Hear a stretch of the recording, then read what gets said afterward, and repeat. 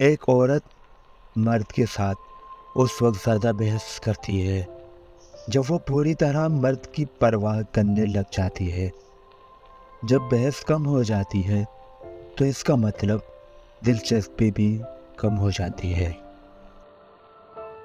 ہر مرد کے اندر یہ آرزو ہوتی ہے کہ وہ عورت کو اس کی پٹری سے اتارے اور اپنے رستے لے کر چلے۔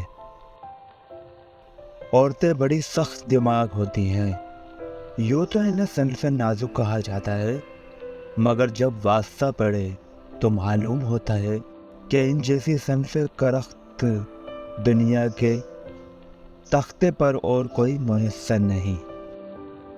کسی عورت کے پیچھے چلے جانے کے بجائے کسی شیر کے پیچھے چلے جانا بہتر ہے، اس لیے کہ شیر پلٹ آیا تو جان چلی جائے گی، مگر عورت پلٹ آئی تو ایمان چلا جائے گا۔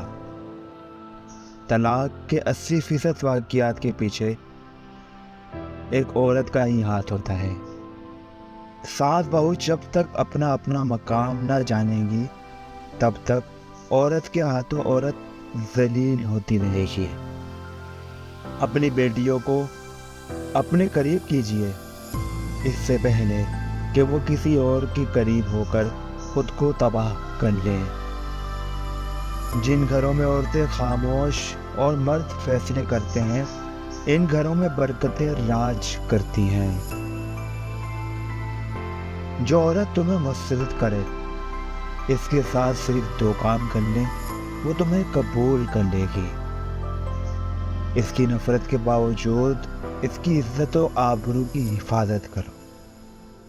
ہمیشہ اس کے بھلے کے لیے، اس کی مدد کے لیے پہلی صف میں کھڑے ہو جاؤ۔